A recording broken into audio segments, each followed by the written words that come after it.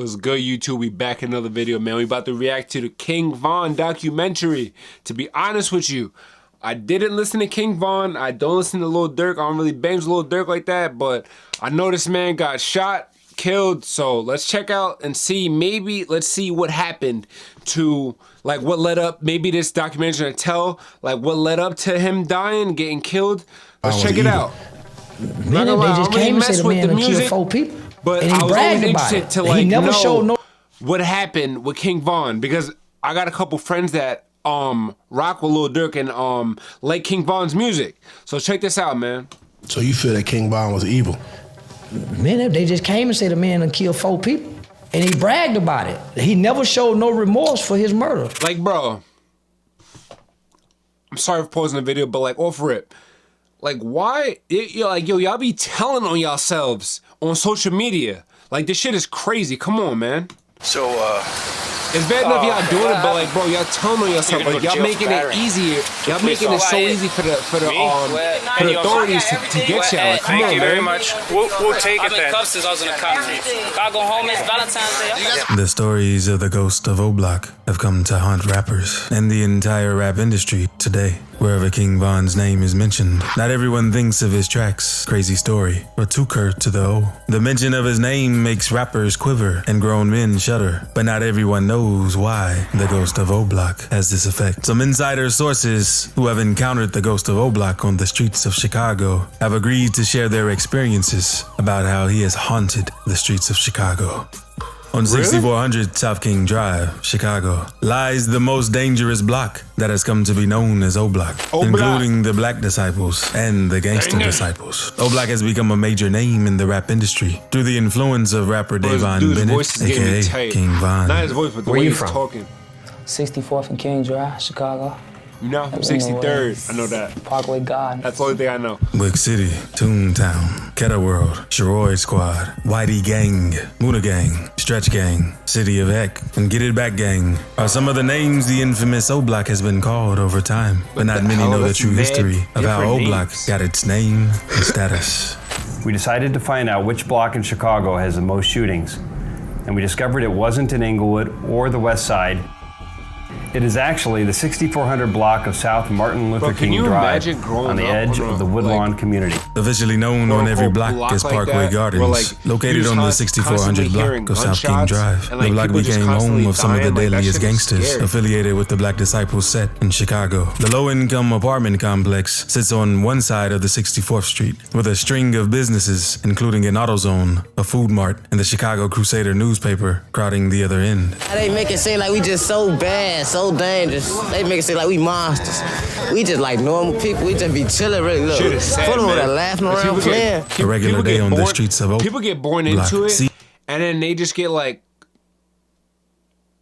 coerced into being in the gang and shit, and like becoming part of our life. Like this shit sucks. These young men, like, a lot of people been affiliated with gangs, hanging on street benches and crawling in the shadows of street corners, staring down strangers as they walk by. Kids' toys are left in the gardens unattended as mothers hurry down the street and pour their kids into the safety of their homes. Hundreds of security cameras are mounted on every corner of the street, turning to oversee the streets, but none of these cameras have been able to provide evidence for the gang killings that happen on O-Block. It's dangerous out here, man. If you ain't from here, don't come here. Please don't. It's real. It's hectic. 19 people were shot on that block. It's like decent, but it's like you just gotta like watch out, you know. You guys feel like all the violent shit is overhyped in the media? Yeah, overhyped for real. Behind all that violence, it's fun to say as hell. Well, it's not nearly as bad as it is in real life. They think they shoot every day. They shoot like once a month. I don't shoot every day. I don't shoot every day. Like you just gotta like watch out, you know. You guys feel like all the violent shit is overhyped in the media? Yeah, overhyped for real. Oh, okay. So they're saying that it's not as bad as they make it seem. Well, it's not nearly as bad as it is in real life. They think they shoot every day. They shoot like once a month. I don't shoot every day. I don't shoot every day. Parkway Gardens got its name, O-Block, after 20-year-old Odie Perry, who member of the WIC and the BD on the 10th of August 2011 around 11:30 p.m. OD and friends were shot at while outside the Parkway Garden Homes at 64th Street and King Drive. Lived on the block, was assassinated on the streets of Chicago. This killer, 17-year-old Jakairo Barnes, aka K.I., a member of the rival Street 63rd, who was known as the deadliest hitter on her block. K.I. took out Odie Perry as a retaliation for the assassination of her friend, Shondell Tuka Gregory, who was taken out by Odie Perry. The year 2010 marked the beginning of the unending gang wars between 63rd and 64th Street that have claimed hundreds of lives in the past decade. And it all began after a kid named Wooski, who lived on 64th Street, decided to be a member of the Gangsta Disciples on the 63rd block, the rivals to the 64th Street Black Disciples. Insiders have revealed that Wooski was encouraged to join the Black Disciples, the gang that was present where he lived, but Wooski refused. Wooski, how you coming? You back? Is you back though? How you doing? You been eating all your? No, it's okay. It's okay. You been eating all your? You been eating your vegetables, fuck? Yeah, that's question. You know I'd have to eat that shit. How you coming though, fuck? You finna get on the outskirts or you finna control your city, fuck? No, I'm on straight shit today. Wooski didn't want to be BD. He started hanging with him, GDs on 63rd, and the big guys didn't like that because they thought he rapped the BDs out to the GDs. Wooski's failure to be a member of the Black Disciples subjected him to constant bullying and ridicule from the gang members on 64th Street until one fateful day when Wooski pulled the trigger on a member of the Black Disciples, Breezy. It was in a crazy fist fight back then. The boys from O Block attacked us from 63rd, and Wooski took out Reezy. It's crazy as hell. The BDs was looking out for any GDs they could pop their guns at.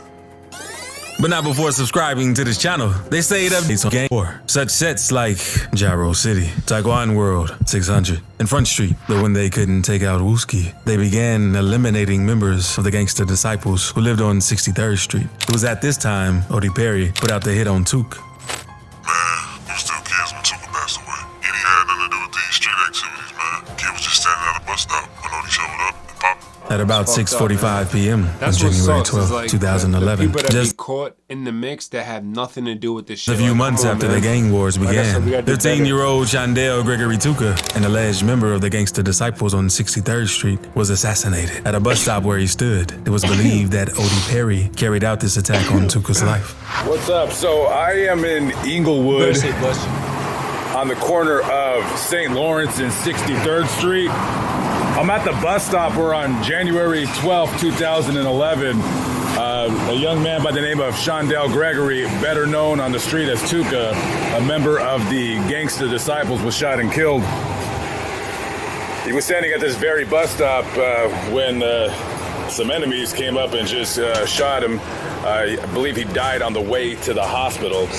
According to police reports, Tuka and two other people were waiting for a westbound 63rd Street bus when the gunman walked up and asked everyone if another bus was coming. He then walked behind the bus shelter, pulled a silver handgun, and pulled the trigger at Tuka. Tuka staggered to a nearby trash can after the first hit, but that didn't stop Odie from firing at him. He hit him 3 more times in the back before leaving Tuka, who passed away on the scene. Everyone on 63rd was mad pissed that the Tuka was taken out. He was only a kid.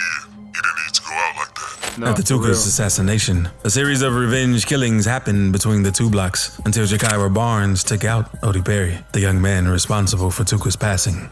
At about 11:30 on August 10th, 2011, the day which happened to be Tuka's posthumous birthday, Jakairo Barnes allegedly took out Odie Perry near the Parkway Gardens homes at 64th Street after he sustained a gun wound to the neck. Yeah, we out here with it. Pop out of you, little Kenny. And the G, boy, you hear me? And Vontae user, boy, you was not with it on Tuka, boy. Your ass is a lame, boy. What did you come from, boy? Your ass is goofy. Talking some Chris with a little Chris, boy. And the G. That boy. I don't know, man. The word on the street was K.I. pulled the trigger on Odie. K.I. was bad as hell, man. He was gangster. All throughout 63rd Street, K.I. was praised for assassinating Odie Perry. But while they celebrated, Odie Perry's passing was heartbreaking for the Black Disciples on 64th Street. In a bid to honor Odie Perry as their fallen disciple, the Parkway Gardens on 64th Street was named O Block after Odie Perry. Oh, shit. She was also seen as quote-unquote a killer of many people, but she was also linked to the death of OD. If you don't know, OD got killed, and that's how O Block was formed. Although Odie Perry's passing was a victory for 63rd Street, it didn't take long before their most feared assassin, Jakira Barnes, was taken out by the man who has now come to be known as the Ghost of O-Block, King Von. He liked her as a girlfriend? Yeah, he wanted to be her boyfriend. And she just felt like he was trying to set her up and kill her. That's what she told me. She's like, I think he's just trying to kill me. He don't like me. What's the like? It wasn't long before Jakira's death. At about 3:30 p.m. on April 11th, 2014, a series of gang attacks happened across Chicago, which caused the life of 36 people on that fateful night. One of the people who passed away was 17-year-old Jakira Barnes, who suffered approximately 9 gun wounds before she passed. Jakira Barnes died last month in April. She was 17 years old. She was killed in the Woodlawn neighborhood in a shooting, and she was shot multiple times. And so the police thought that she was targeted, that she was assassinated, essentially. Years after Jakira was assassinated, the police authorities released court documents that King Von was, in fact, the person who pulled the trigger on that fateful evening on April 11th, 2014.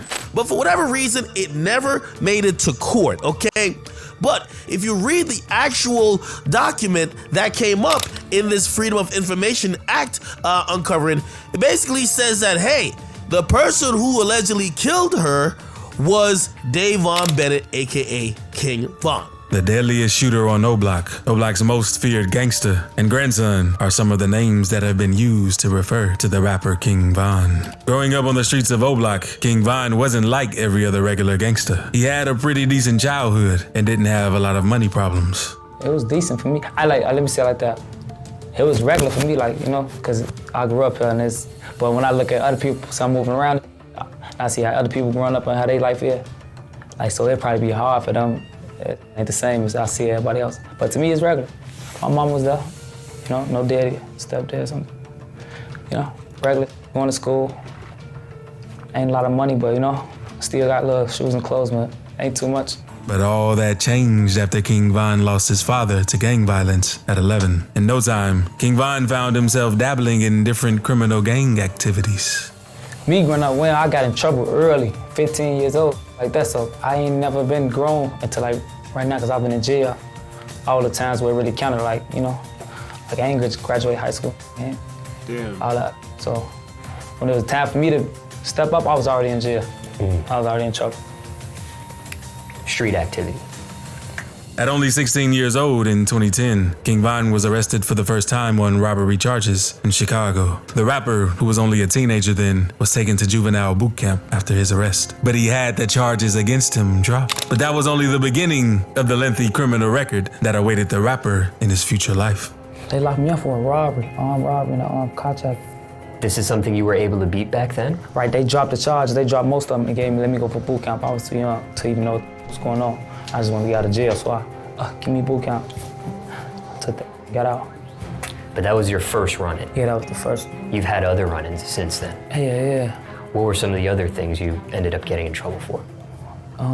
By 2012, King Von's arrested charges toppled, and he found himself locked up for unlawful firearm possession. On November 21st, 2012, King Von, who had just turned 18, was arrested as an adult with a bond set at $75,000. King Von continued to get in trouble until he caught his biggest charge after taking out Malcolm Stuckey during a gang hit in 2014. On May 29th, 2014, King Von was at a party at 5722 South LaSalle Street, a 2-story house divided into 3 apartments, situated a couple of blocks east of Interstate 94.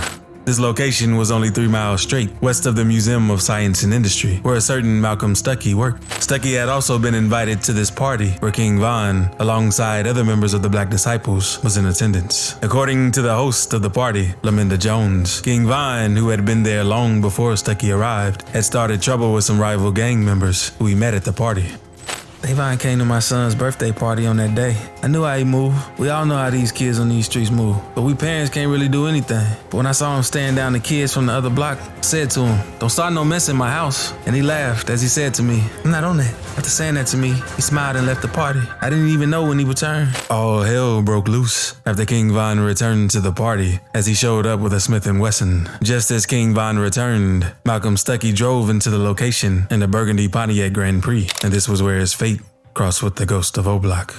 King Von and his associate, Michael Wade, showed up at a basketball court just across the street from the party, where Stuckey and some partygoers were playing a game before returning to the house to eat the food Laminda Jones was preparing. We were on the court playing a game of b-ball when two men pulled up from the alley behind the house.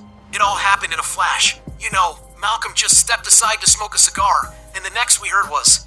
The rivals who King Von had spotted at the party earlier saw him first and decided to open fire on him and Michael Wade. Von opened fire on his rival and chased him down LaSalle Street where the party was going on, and the crowd saw what had gone down. At the time King Von and Wade realized what happened, Stuckey had been gravely wounded in the crossfire, and another man had been injured in the foot. Stuckey passed away on the spot while still dressed in his work uniform. It was the murder of Malcolm Stuckey that landed King Von in jail, where he served his sentence of 3.5 years. I got charged with it when I was 19, 2014. When I was 19 years old, and they let me out when I was like, 23. So you were locked up for 3-4 years? At that time, 3.5 years.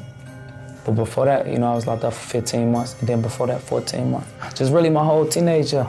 After King Von served his sentence, Chicago rapper Lil Durk took him under his wings to help him build a rap career. Being under Lil Durk, King Von began to make a name for himself by telling his story through rap. He told the story of O-Block, the gang activities, the people he's allegedly assassinated, the types of weapons he carried, and how life was on the streets of Chicago.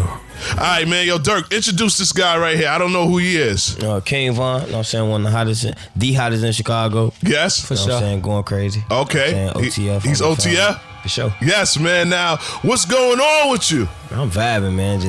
King Von continued to spread his story through his music until he was taken out on that fateful night of November 6, 2020. On the tragic night of November 6, 2020, King Von went out partying at the Monaco Hookah Lounge in Atlanta when a fight broke out between his group and affiliates of rapper NBA Youngboy, including Quando Rondo and Lil Tim. According to insider sources, King Von had picked a fight with NBA Youngboy's affiliates because of the competition between the rappers. We was clubbing and vibing when Von and 4K Drake popped out the club. I don't know how it escalated so quickly, but I know Von threw the first punch at them 4KT guys. Rapper King Von was caught in a fight with Quando Rondo and his associates, but no one really knows how things got really bad that led to King Von's assassination. Not even rapper Quando Rondo, who was directly involved. While narrating the events of that fateful night, Quando Rondo said, "My brother said, Tim told me, Lil bruh, I'm not about to let you sit in no car and go to sleep." Quando explains, "I'm about to sit in here and roll up." But the two brothers had no idea how the night was going to play out for them. The insider sources believe that King Von only attacked the 4KT guys because of their affiliation with rapper NBA Youngboy. An interview of King Von barely 24 hours before he was assassinated was proof that the rapper did in fact have issues with NBA Youngboy. On November 5th, 2020,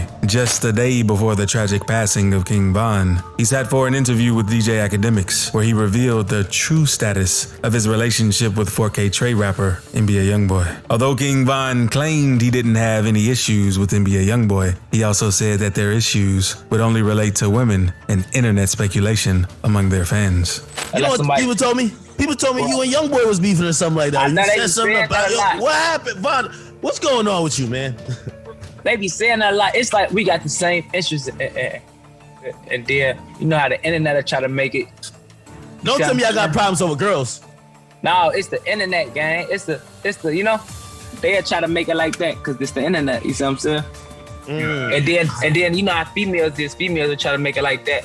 It remains a mystery whether King Von was being truthful with DJ Academics at the time, as further investigations have shown that King Von has previously called out NBA Youngboy for his lyrics. While listening to NBA Youngboy's track, Play With Us, on Instagram Live, King was heard saying in a singy-song way, "You got cap in your raps." King Von's passing was a hard pill for his family and friends, mostly O-Block and OTF members. Many of them shared their grief over his loss on social media, including OTF leader Lil Durk. Lil Durk found out about King Von's passing while on an Instagram Live video. Fans began making comments about the fight at the club and about how King Von passed away. Durk immediately left the Instagram Live video. And the next time he was heard from, he posted a tribute to King Von on his Instagram page. While posting a picture of King Von on his Instagram page, Lil Durk wrote in the post's captions, "A twin gone. Love you, baby bro. D-Roy." After King Von passed away, the people of O-Block showed their love for him by creating a mural of the rapper on the walls of O-Block. Rapper King Von lives on in this mural across from Parkway Gardens in Woodlawn, where he grew up.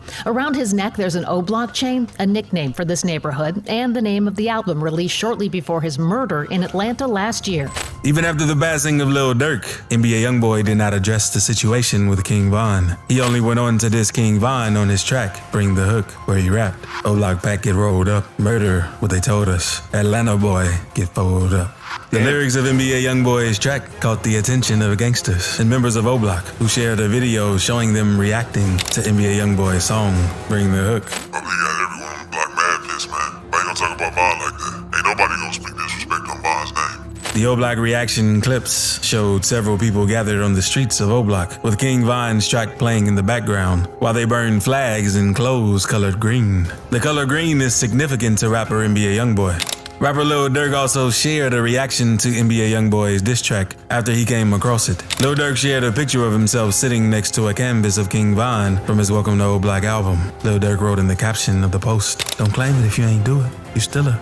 Lil Durk has continued to face backlash from fans of King Von, who have accused him of not avenging the death of the ghost of O-Block. Fans of King Von have encouraged Lil Durk to slide for Von. But will Lil Durk ever slide for Von? And would the ghost of O-Block slide for Lil Durk if the tables were turned?